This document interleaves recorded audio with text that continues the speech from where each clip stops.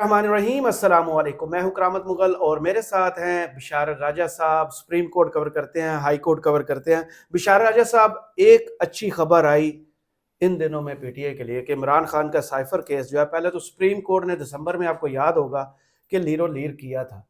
आज उसको पूरा शहर दस्तूर पर घसीटा है जनाब मोहतरम उल मकाम मियां गुल हसन औरंगजेब साहब ने। क्या हुआ इस केस में और कितने कवी इम्कान है जो दावा किया बैरिस्टर अली जफर साहब ने कि ईद पर इमरान खान साहब जो हैं वो बनी गाला में ईद मनाएंगे आम लोगों के साथ। बिस्मिल्लाहिर्रहमानिर्रहीम। बहुत शुक्रिया मुगल साहब। ये दिसंबर में जो आपने बात की, सुप्रीम कोर्ट ने जिनमें जमानतें दी जमानतें दी थी, और वो बेंच था जस्टिस सरदार तारक मसूद, जो अभी रिसेंटली 2 दिन पहले रिटायर हुए, 10 मार्च को रिटायर हुए, एक हफ्ता कबल। उनके साथ बैठे हुए थे जस्टिस अत्तर मिनुल्लाह और justice Mansoor Shah, coming chief justice जो है जी। उस बेंच में जब जमानत का वो केस था तो प्रोसिक्यूटर जो थे एफआईए के, रिजवान अब्बासी साहब है वो, राजा रिजवान अब्बासी, करोड़पति। उसमें उन्होंने जब दलाइल दिए तो बड़े सवालात उठाए उस पर जस्टिस सरदार तारक मसूद ने, जस्टिस अत्तर मिनुल्लाह ने और जस्टिस मंसूर शाह ने, उस जमानत वाले केस में। साइफर केस की जमानत थी ना जी। वो 27 को लहराया गया खत, उन्होंने कहा ये सियासी तकरीर थी। ये तो आज की बात करते हैं, आज की बात है, लेकिन वो मैं थोड़ा सा सुप्रीम कोर्ट में इसकी थोड़ी सी बैकग्राउंड अगर आप कहें तो मैं थोड़ी सी वो बयान कर दूं। सर, आपके पास है पूरा प्लेटफॉर्म। तो वो उस वक्त मुगल साहब उन्होंने वो 28 को 27 वो चलान जो एफआईआर कटी थी वो 28 को कटी। 28 को मीटिंग जो बनी गाला में होती है वो 29 को होती है, साइफर नहीं लगाया गया, और चलान के साथ साइफर नहीं लगाया गया। और मीटिंग की जो कमेंट, अच्छा मिनट्स जो है ना मीटिंग की, वो 29 मार्च को होती है। 28 मार्च को चलान करता है, 29 के मिनट्स उसमें डाले गए थे। अब देखिए इसमें लैकुनस कितने हैं। हाँ। उसमें एक तो जो आजम खान थे ना, जो सेक्रेटरी थे former prime minister of Pakistan जनाब इमरान खान साहब के, उनकी जो उनका जो कंडक्ट था ना, उस पर सवाल उठाए थे जस्टिस सरदार तारक मसूद साहब ने। जस्टिस सरदार तारक मसूद साहब जो एक आम जो परसेप्शन है कि वो बड़े सख्त थे और वो पीटीआई के जो मुखालिफ थे और प्रो नून लीग है, प्रो काजी साहब थे। अच्छा, जब उन्होंने उस पर यह सवाल उठाया जी कि इनका जो 164 का बयान है, जस्टिस सरदार तारक मसूद साहब ने ये सवाल उठाया कि आजम खान का जो बयान है ये एक माह कहाँ रहे, शुमाली इलाका जात के रहे। अच्छा, उसमें जस्टिस ये छीना ना करे जस्टिस मुगल साहब, जस्टिस मंसूर शाह ने बड़ा अहम सवाल उठाया था कि जो सेक्शन ये 1923 जो सीक्रेट एक्ट है जी, उसके मुताबिक सेक्शन 5 की सब सेक्शन 3 है जिसमें सजाए मौत भी लगा दी गई थी इमरान खान साहब पर। उस पर जस्टिस मंसूर शाह ने बड़े सवालिया निशान उठाया था कि ये वो कैन दिस पॉसिबल कि कौन सी ऐसी जो है वो, क्या कोई मुल्की सालमियत को कोई नुकसान हुआ या कोई आपके किसी ने हमला कर दिया, जिसमें यह बताया गया था प्रोसिक्यूटर ने, एफआईए प्रोसिक्यूटर ने, राजा रिजवान अब्बासी साहब ने, कि ऐसी कोई बात नहीं है, लेकिन इस केस में ज्यादा से ज्यादा 2 साल की सजा बन।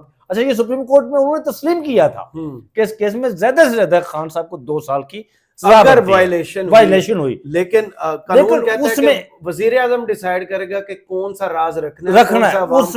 उसमें जस्टिस अत्तर मिनुल्लाह ने एक, अब देखिए मुस्तफा इंपैक्ट्स जो है केस, उसके मुताबिक सुप्रीम कोर्ट ने फैसला दिया हुआ है आपकी हुकूमत कौन सी होती है, prime minister included federal government, federal cabinet है जिसको हम वोट देते हैं हमारी हुकूमत वो होती है। अच्छा, वो प्राइम मिनिस्टर के साथ जो फेडरल कैबिनेट होती है ना, ये होती है हुकूमत जी। अगर फेडरल कैबिनेट कह देना कि जी भाई आपने ये इसको ओपन करना है, ये इसको अपने अवाम को बताना है, नहीं बताना है, वो ऑथेंटिक हो जाए, वो बताना पड़ता है, ठीक है, उस पर कोई सवाल नहीं उठा सकता। उस पर जमानत दे दी थी और फिर जो उसका ट्रायल शुरू हुआ तो जज अमायूं दिलावर थे ना जी, दलेर वाले जिन्होंने तोशा खाना में इमरान खान साहब को वो इतनी जल्दी सजा दी थी, वो आधे घंटे में 35 सफात लिखे थे जिसमें।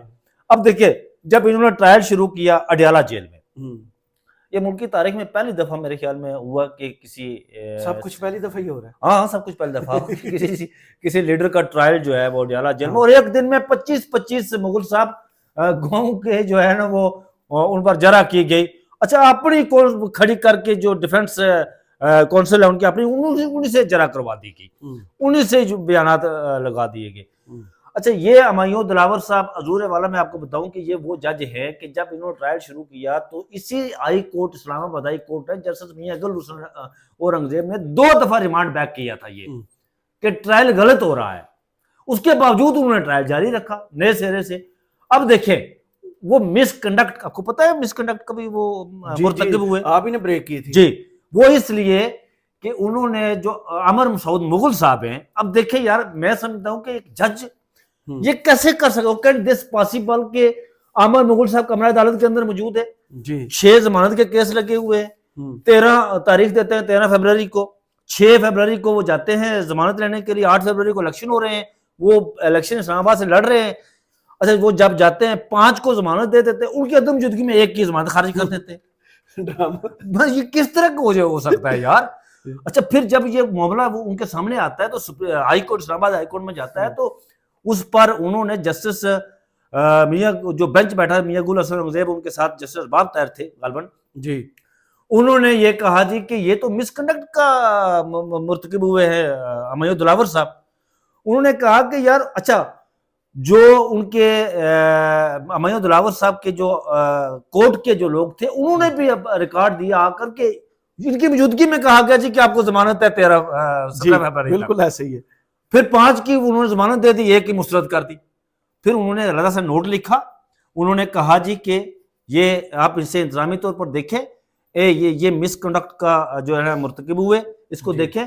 आज उसी केस की जिसमें उन्होंने सजा दी थी जनाब इमरान खान साहब को, साइफर केस में 10 साल 10 साल सजा दी थी, सजाए मौत भी दे सकते थे यार, वो 10 साल दे उन्होंने। तो वो फैसल वावडा साहब के ऑन रिकॉर्ड बयानात मौजूद है। यार फैसल वावडा को क्या कहते हैं, फैसल वावडा वो आपने देखे मकबूल साहब, फैसल वावडा मौजूद है, और बीच में ना लाए फैसल वावडा। फैसल वावडा कहता था इमरान खान वो शख्स है जिसके कपड़े भी उसके साथ ही देंगे।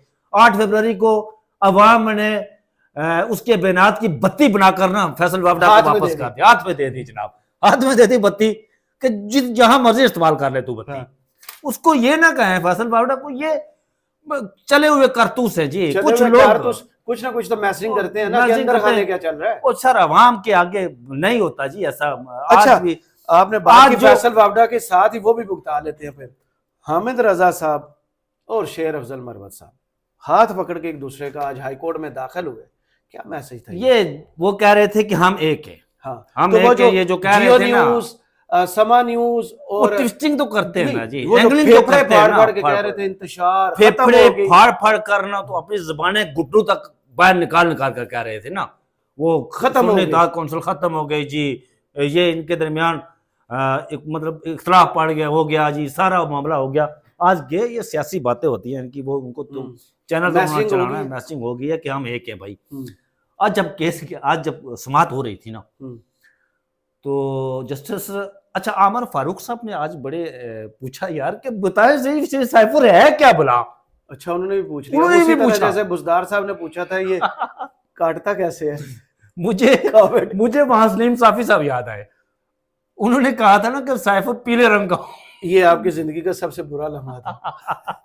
पीले रंग का होता है साइफर। हाँ, उन्होंने ये कहा था वो वाइट असल वाला पीले कलर में होता है, ये मुझे पता। उन्होंने तो दावा भी किया था कि मैं साइफर है यानी मैं तो साफत छोड़ दूंगा। बहरहाल वो साफत तो क्या छोड़नी थी, मैं उन्हें बहुत दफा मैसेज भी कर चुका हूं, उनसे बात भी कर चुका हूं, लेकिन वो ऐसा नहीं करते।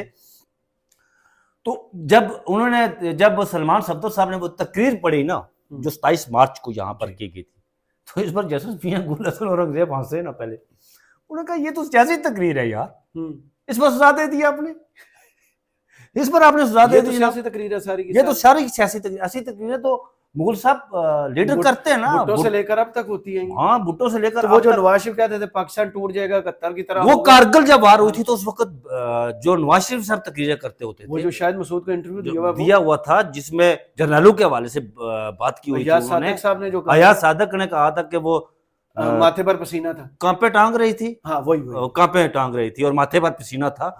फिर उसके बाद जो गुजरांवाला में उन्होंने तकरीर की थी लंदन बैठकर, लेकिन वो सारा कुछ, ये तो सियासी तकरीर होती है।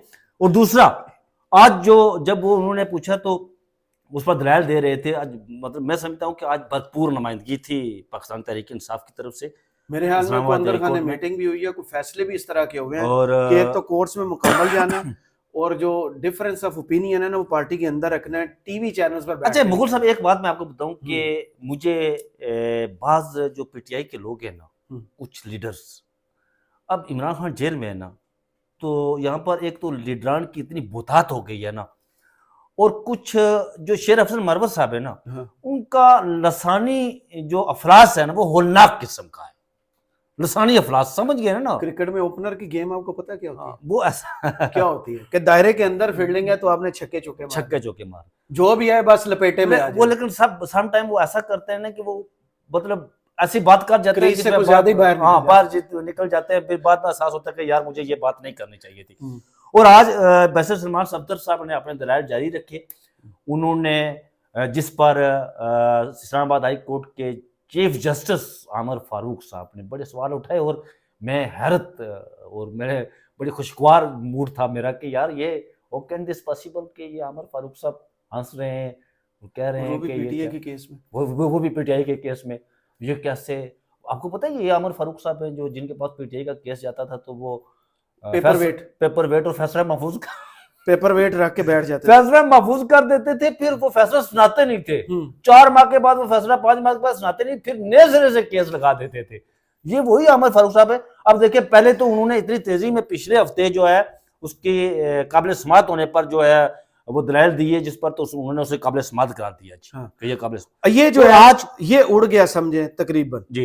ये पीछे तो सुप्रीम कोर्ट में भी फारग था, यहाँ भी फारग, तोशा खाना भी फारूक हो जाएगा। तोशा खाना हक दिफा नहीं दिया, उसमें भी हक दिफा 164 का बयान आपका वो सारा गवाह नहीं दिए 342 का बयान। हाँ। अब देखिए, ये तो मुगल साहब हर इंसान कह रहा था इसमें वो इमरान खान से मोहब्बत वाले या मुवद्दत वाले या दुश्मनी वाले, जो इमरान खान के दुश्मनी से मराद ये है कि जो पॉलिटिकल सियासी तौर पर दुश्मन है, वो भी कह रहे थे कि ये क्या है। वो हर बंदा ये वो कह रहा था कि ये सजाएं ऊपर तले दी, और उनका कोई, वो कहते हैं, कुछ सर पैर ही नहीं था कि किस तरह सजाएं दी गई और क्या किया गया। अब देखिए, पहले तो सैफर केस में, फिर तोशा खाना केस में सजा दी, फिर वो इद्दत वाले 14 साल इद्दत वाले मामले में दे दी, जिसका कोई मतलब इद्दत वाला मामला अजीब व गरीब किस्म का मामला है मुगल साहब। वो ये हर बंदा कह रहा था कि जब हाई कोर्ट, अब देखिए दावा दुरुस्त है, ईद बनी गाला में करेंगे। बिल्कुल, इमरान खान साहब मैं समझता हूँ कि ये ईद से कबल जो है वो इन तीनों केसेस में उनकी जमानत हो जाएगी। वक्त के 9 मई वाला कोई मामला उन्होंने नहीं, वो नहीं, उसमें तो जमानत पर है। 190 मिलियन का जो है 190 मिलियन वो जमानत नहीं, वो जमानत उसकी जमानत है, वो तो हाजिर हो जाया करेंगे ना। हाँ, उसमें तो ऐसा कोई नहीं है कि वो जमानत है। वो 190 मिलियन वाला यहाँ पर खरबू की मियां साहब का वो लगा हुआ था केस जनाब, हेवन फील्ड वाला फलाना वो जमानत पर थे ना। वो जमानत वो यानी कि ईद से पहले पीटीआई के लिए बिल्कुल ऐसा है। इमरान खान साहब ईद से पहले ये बिल्कुल, अली जफर साहब ने जो बात की है वो बिल्कुल दुरुस्त की है। मैं आपको बताऊं कि ये जो तोशा खाना अपने ये सैफर वाला मामला है, अगर कल इस पर FIA बेंच में से एक जज साहब जा रहे हैं छुट्टियों पर, ठीक है, इस वजह से ये सैफर केस का फैसला अगले इसी हफ्ते आ जाएगा। सही, और जमानत उनकी हो जाएगी। चलें, बहुत शुक्रिया बिशार राजा साहब आपके वक्त का। कमेंट्स बॉक्स में जरूर बताइए वीडियो आपको कैसी लगी। इजाजत दीजिए, अल्लाह हाफिज।